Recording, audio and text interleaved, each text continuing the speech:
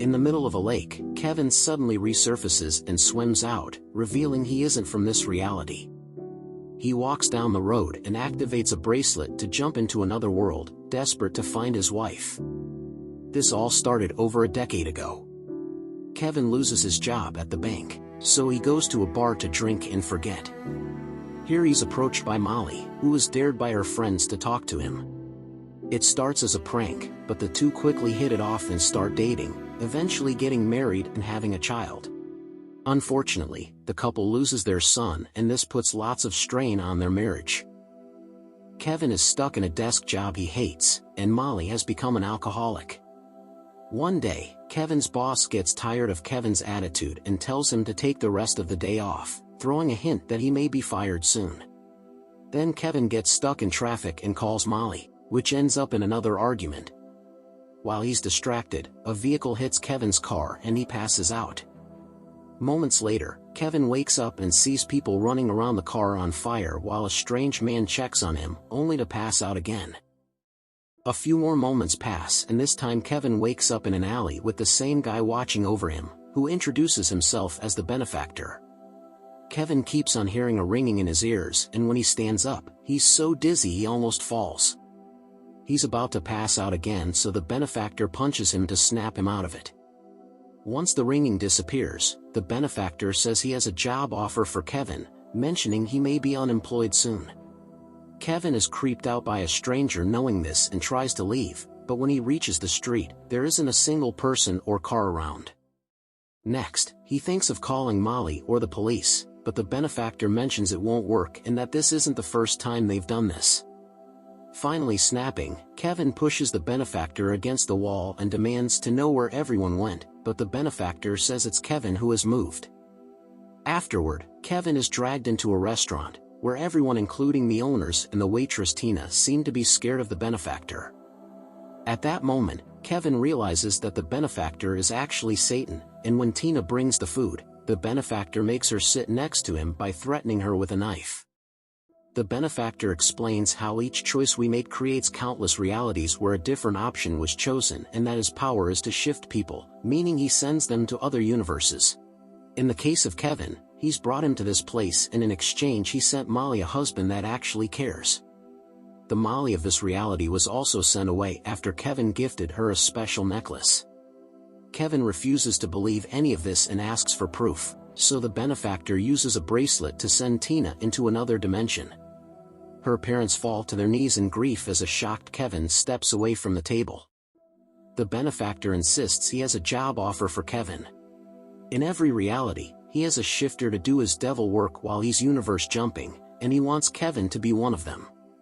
In fact, the Kevins of other realities have already accepted, and they have everything they want in their lives. They only had to sell their souls. The Benefactor even offers Kevin to give him back a perfect Molly, however Kevin responds by praying. At first, the Benefactor finds it amusing, mentioning how God won't ever care, but eventually he becomes angry at being ignored and disappears.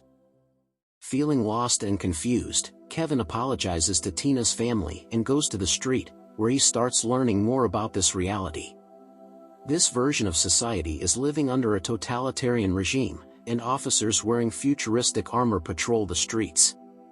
When some cops see Kevin, he gets scared and runs away. Time starts to pass and Kevin has to adapt to this new society and learn its history. War and hate took over this society to the point of almost destroying the world.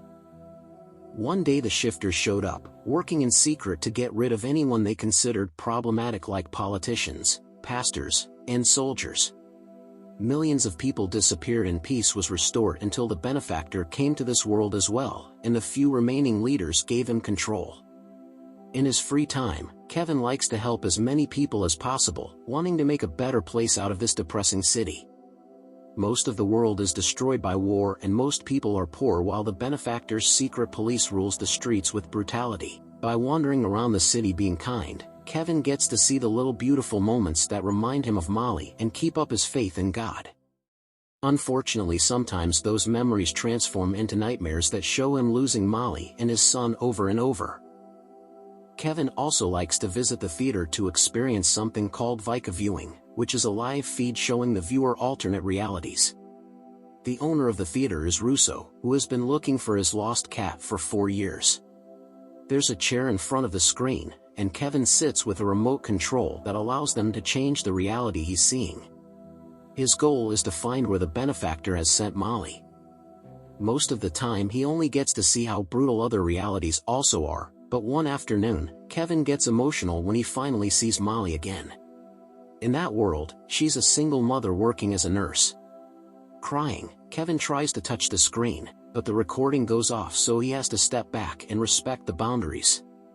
Soon his time is over and he rushes to Russo to ask for more, but his schedule is fully booked, so Russo tells him to come back in a few days. On his way back home, Kevin sees lots of people protesting at the bridge because the cops won't allow anyone to cross into the south end. It turns out that the area has been scheduled for demolition, meaning many citizens will lose their homes. Suddenly a man jumps over the barrier and past the cops to reach the middle of the bridge, where he suddenly disappears, meaning he was a shifter. The crowd begins panicking and pushing back against the cops, causing the officers to throw gas bombs and open fire to get them all to leave. As everyone runs away, Kevin is cornered by a cop who almost shoots him, but Gabriel drags him away just in time. The duo hides inside an old factory and Gabriel tells Kevin that God has abandoned them.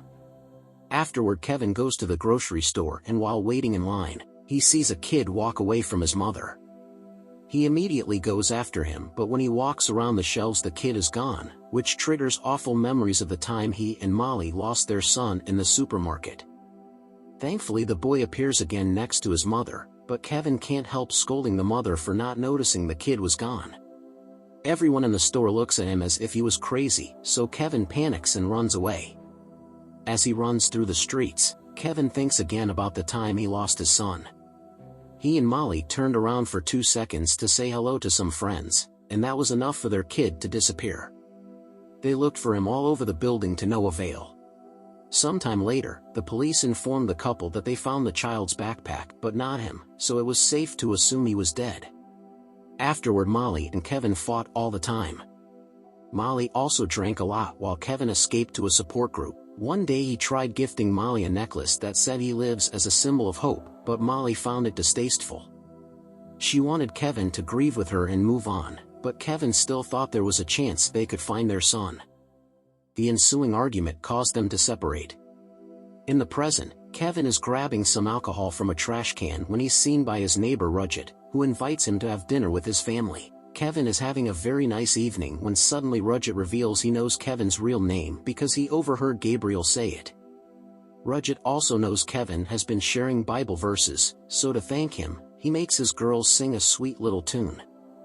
Kevin is so touched by this ray of hope that he cries, and when Rudget asks him to teach the girls, Kevin immediately agrees. That evening, Kevin shares as many stories from the Bible as he can remember. After he's done, Rudget notices Kevin has a tattoo, and Kevin explains it represents an empty tomb. It happens to match the design of Molly's necklace. At that moment a siren begins echoing through the city and people on the streets run to hide. Kevin and Rudget's family check the TV to watch an emergency broadcast announcing that the benefactor has returned. The mayor reminds the citizens that if the benefactor needs them for anything, they need to cooperate or the punishment will be death. Sometime later, Kevin returns to the theater and begins looking at the Mollys from different universes until he finds one wearing the necklace, meaning that's the one from his world who got shifted. An excited Kevin rushes to the control room to celebrate and ask for that universe's address code, and when Russo says he can't give it to him, Kevin gets rather aggressive. Russo immediately scolds him and explains he lost the connection when Kevin got off the chair, so he doesn't have the code. Kevin wants to try again, yet Russo refuses, saying that even if they manage to find the same Molly, which could take hours, the address is pointless if Kevin doesn't have the special bracelet, also known as Deviator. A desperate Kevin runs out until he finds Gabriel, dragging him into an alley to talk. Kevin wants Gabriel to get him a gun so he can go after the benefactor, but Gabriel reminds him weapons are illegal and trying to kill the devil is crazy. When Kevin gives him an envelope with more Bible stories and says these will be the last ones, Gabriel gives in and offers Kevin his own gun. The next day, Kevin tries to approach the area where the benefactor is visiting a restaurant to recruit his next shifter. The police have put up barriers on the streets, yet crowds are forming everywhere to see the benefactor, to the point some people get into fights over the closer spots. While the cops are busy dealing with those fights, Kevin sneaks around and runs into the restaurant to catch the benefactor. However, to his shock, he enters his motel room instead. Confused, Kevin steps outside and sees the front of the restaurant again, where the benefactor is dining with another version of him, meaning the door is a teleporting trap. At that moment, the police open fire on him and hurt Kevin's arm, so he rushes back in to hide. Whenever he peeks outside, he can see the cops waiting for him. Furious, Kevin drops the gun and starts destroying all the things in his room as he calls out God for testing him so much. When he falls to his knees to pray, the benefactor appears in the room and takes the gun before making Gabriel appear in the room too. Gabriel immediately denies knowing Kevin, so an amused benefactor makes the gun disappear and orders Gabriel to clean up the room. Then the benefactor gives a speech about how God doesn't care and offers Kevin the job again. Kevin replies by asking about his son, so the benefactor tells him to leave the room so Kevin can learn he isn't a good person. Kevin immediately rushes outside and finds the cops looking for him. Rudgett tries to cover for him, only for the police to quickly shoot him down.